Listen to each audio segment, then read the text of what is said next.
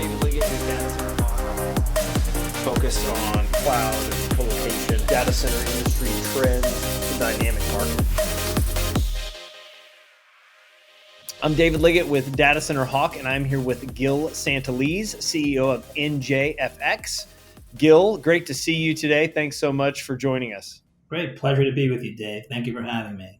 You bet. So one thing I love to do before we get any of our video discussions going here is understand, the background of the person that we're talking to. You've been in the data center industry a long time, but help our listeners just understand how you got into the space and then how you became the leader of NJFX. Sure. So I'm a veteran of the industry, and I'll name that as telecommunications. I started my career early 90s, 1990 to be exact, with MCI. And back in the day, it was really about phone calls and getting faxes and emails to work. And industries really changed over the years, and now it's all about data.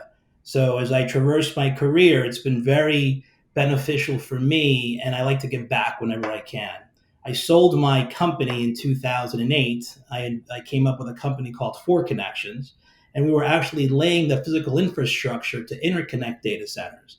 We owned a fiber network across New Jersey and across New York City, and we found ourselves working with high frequency traders, hospitals, schools, and cable landing stations. And the cable landing stations we found fascinating because as we learned more about them, it was the true heart of global network infrastructure. So after I sold the company, I went to the golf course and socialized with a bunch of new friends and found myself playing golf one day with the COO of Tata Communications. And that's how I got started in exploring the investment opportunity that I ended up making and gathering my friends from the golf course, believe it or not, to put the capital together to invest in NJFX. That's great. Well, it's amazing what, time on the golf course can do as far as, new opportunities and things like that. Tell us about NJFX and the actual, physical data center, purpose-built data center you have in Wall, New Jersey. Tell us a little bit about that and what makes it so special. Sure.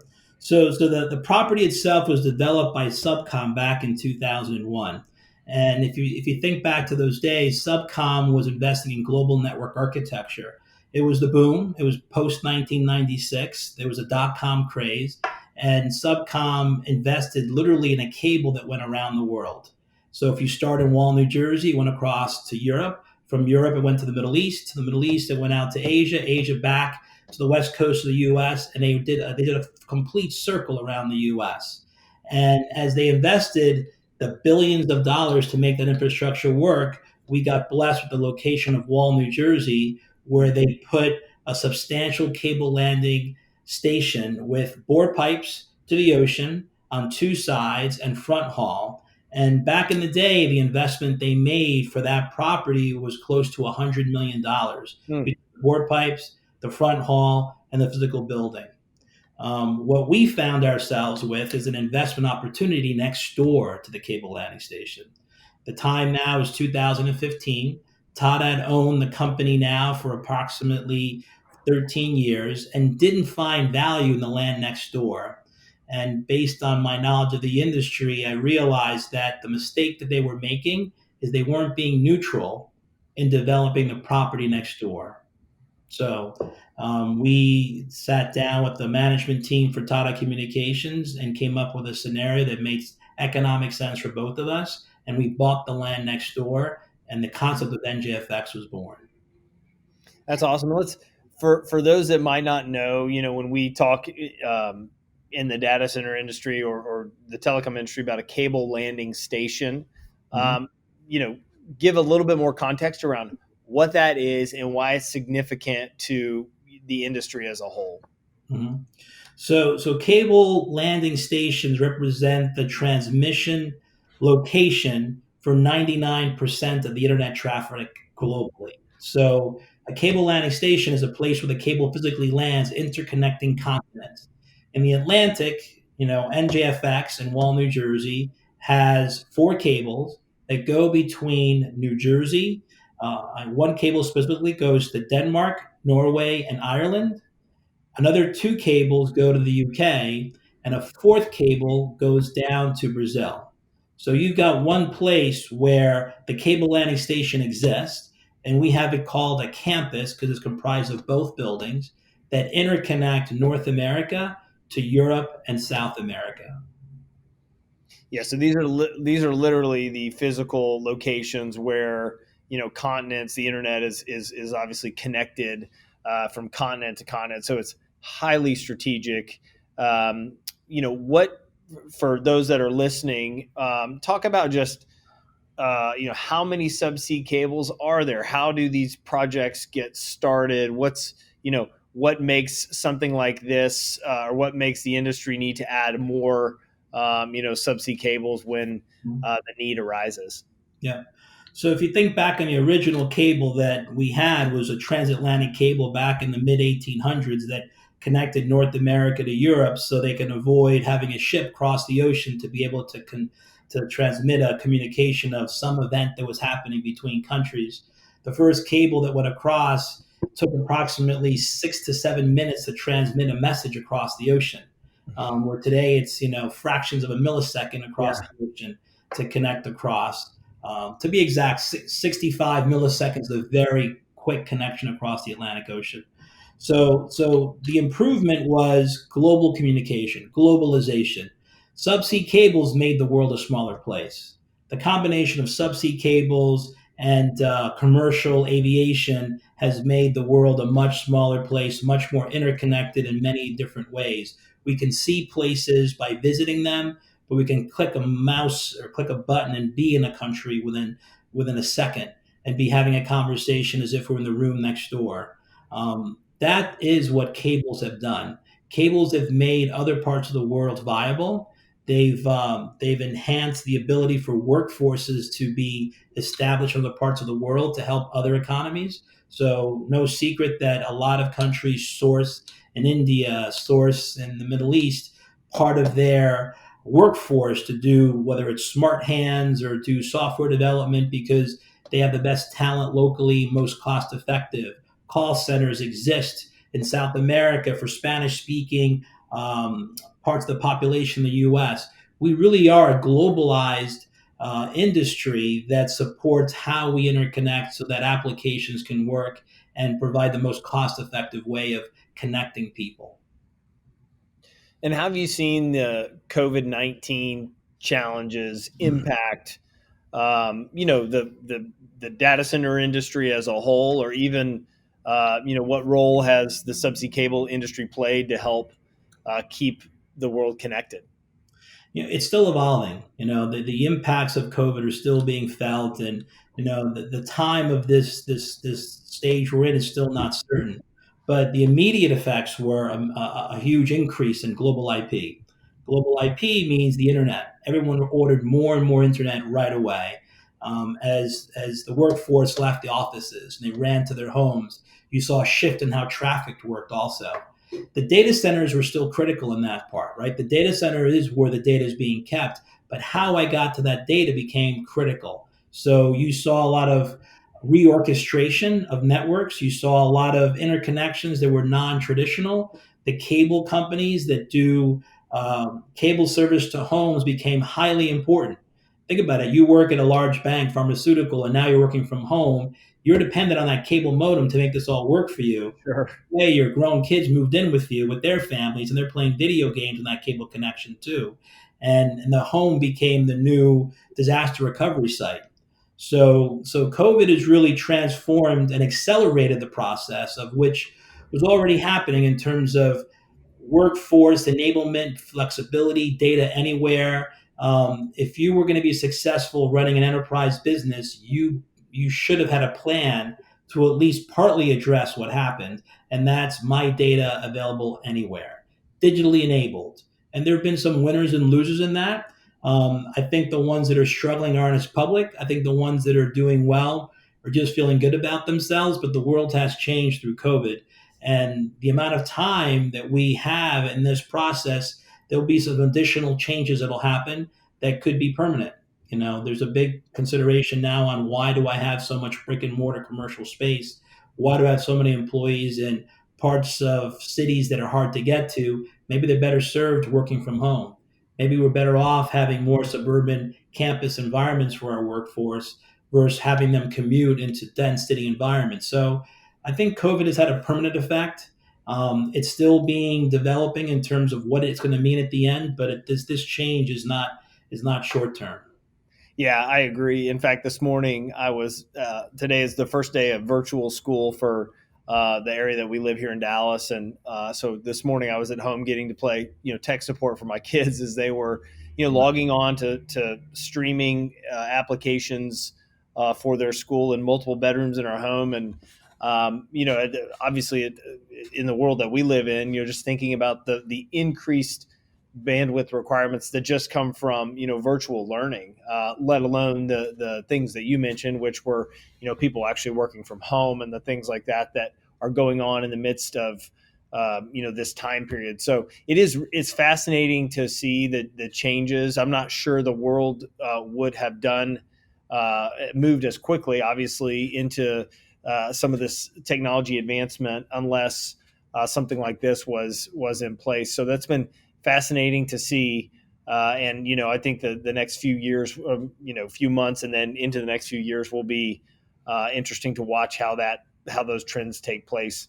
Um, when you think about New Jersey, kind of the northern New Jersey data center market, and the ebbs and flows and the changes that have taken place there, talk about some of the things that you've seen. And one of the things that we've noticed at Data Center Hawk over the last year or so has been an increase in activity with financial companies, companies that are some healthcare companies that are looking to grow maybe more now than they did, a year, 2 years, 3 years ago. So it seems like there's been an uptick in activity there. But talk about that market and how you're seeing it grow. Yeah, I know. I think it's had a lot of organizations rethink their strategy. The idea. So there's two forces at work. There's owning your own data center or having access to your data in a shared data center environment, and then there's handing it off to a large cloud provider. And those two are always at odds. What's the best Yeah. way to do this? I want to control. I want to hug my server. I want to feel good at night when I go to bed that I know how it all works versus trusting someone else to do it better for me. This forced the issue for lots of companies. A lot of companies had to migrate faster to the cloud because the connectivity the cloud providers had was superior. At the same time, there was some companies that embraced what they had in terms of having their data center close by, and the idea of having it too far away and their techs not be able to get to it became challenging. They said, I need to reinvest in what I have and make my footprint more robust, but it's got to be closer so that my employees can get there, manage it. So it's kind of been a push pull. There's been folks throwing things to the cloud, hoping it sticks and hoping it works, and at the same time too investing in their existing infrastructure, potentially reevaluating location to say I need that location to be more feasible in terms of getting to and avoiding having it in a high dense environment like a city environment. I need to be more in a suburban environment. That's the push. In the New York metro market, it's no secret that there's a massive exodus happening in New York City today. Uh, Mm-hmm. the number of employees leaving New York City is in the hundreds per day, Mm. and it's not going to change because the value of New York has always been restaurants and shows and theater and culture, and that's not going to be there for a while. And if you think about the ability to get to any data center that's left in New York City, that's going to be a challenge in the foreseeable future. There's another component of this called co-location, right? There's data center where you compute your data, and there's co-location where I connect to others. That is also being readdressed in terms of how do I do that? Do I have enough places where I connect to others, whether they're cloud providers, whether there's special applications, software that I need to get access to? That's being rethought through as well. And New Jersey fits well. We're the densest state in the nation. We have we've got a hybrid. We've got a cable landing station slash data center co-location facility, which means we spent the money for the data center applications, but we attract those that have highly connected apps, which becomes co-location, and we happen to have ducts to the ocean for the subsea providers. So really a combination of all three: data center, co-location, and cable landing station. Yeah, it's really unique. And from our perspective, we've seen the connectivity maturity, the companies really wanting their business applications to become more mature from a network standpoint. I mean, that is become such a much more important part of the conversation today than it was a number of years ago. So it's certainly a unique offering there in New Jersey.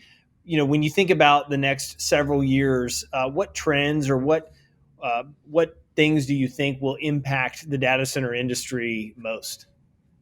So data centers over the last 10, 15 years has been tax driven. You've seen a lot of growth in Loudoun County, Ashburn, in states that made a concerted effort to try and attract the investment of hyperscale data centers. And I think that hasn't gone unnoticed by states that didn't have those programs. Yes. New Jersey is one of the states that did not have that program, but one of the benefits is we don't charge real property tax in New Jersey, where a lot of the states that put out the tax incentives started slowly raising their real property taxes, which all of a sudden now New Jersey looks pretty competitive. There was an announcement this week that I think it's in the Totowa section of New Jersey. They're building a massive new purpose built data center for an enterprise company that I know well. It's a large financial. I think a lot of the large financials will continue to reevaluate, do I want my data center so far away, or do I want it closer to my population of people? Because my workforce needs to get to that data center. And if it's going to be 3 or 4 states away, that's a challenge. COVID kind of made everyone realize maybe it's worth reevaluating having my data center closer to my people center. New York, New Jersey, Connecticut still maintains to be the densest part of the country. It's 100 million between, call it DC and Boston. That's where the people are. And if the data's there too, everyone can sleep better at night. Yeah, absolutely. Well, let me switch gears for a minute. And, normally I don't do this, but I want to because we talked about this earlier. Just the golf paraphernalia behind you is so awesome. But, you and I both love the game of golf. But how did you get into golf? And, what are some of the maybe most favorite courses that you've played, as you've experienced the sport? Sure. So I started really getting active in golf and the community of golf after I sold my company, Four Connections, in 2008. I belonged to Hamilton Farm, which is pictured behind me, the 18th hole. I joined also a course down in New Jersey by the beach house that I bought in Spring Lake, Trump Colts Neck. I joined the Outpost Society where we did global events. I got a chance to travel to Cabo, to Scotland, Ireland, California, Brazil, and we played golf with fascinating individuals that also had success in their careers and had time to play the sport on a regular basis.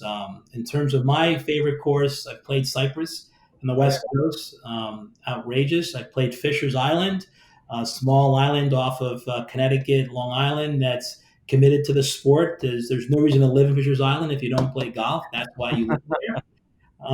It's got water views on 14 of the 18 holes. It's spectacular. There's just so many great places golf will bring you, and the camaraderie you develop, and the folks that you meet on the golf course, whether it's Super Bowl champions I've played golf with, or CEOs of companies like AT&T that I have a chance to play golf with, to I'm playing on Friday with the general counsel for the SEC. It's just great people that enjoy the sport, and we're there to just take in the camaraderie. Yeah, that's awesome. It is a great game. It's been one of the few things that we've been able to do safely during the last 4 or 5 months outside, which has obviously been really fun to get to spend more time doing that. So, well, that's great. Well, what when you think about the next number of years for you in the data center industry and the subsea cable world that obviously your facility plays a direct role in, what gets you most excited about the years ahead? I think the investment community has realized that it's a safe investment infrastructure. Data centers are infrastructure, subsea cables are infrastructure, they're toll roads.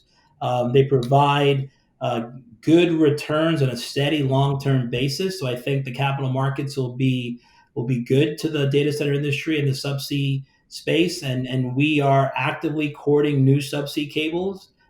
We've got a proven track record in operating the facility as well as the land that we own. We're uniquely positioned 65 feet above sea level in Wall, New Jersey, less than 1 mile to the beach. And we've got a great community of carriers. We've got the who's who in telecom that are our current tenants in the building. And I can't share the names specifically, but we've got one of the largest banks in the U.S. taking advantage of the infrastructure, moving into NJFX to be a part of the Subsea community because they need to know how their network works. They're no longer able to just be a customer of the Subsea system. They need to be actively involved in the design and how that system is managed because they need to be digitally enabled. And that's the magic word today. You've got to be digitally enabled in order to be able to conduct business, educate students, conduct public safety. If you don't have your connection, you don't exist. You've got to be connected all the time. That is true, and that's probably the quote of the conversation is you do have to be connected all the time. It is the expectation today of the world we live in. Gil, thanks so much for joining us. Really appreciate you giving an overview on what you all are doing at NJFX. It will be fun to watch the growth take place. As I mentioned before, you're right in the middle of it, and we look forward to connecting with you again soon. Thanks again. Great. Thank you, Dave. It was a pleasure.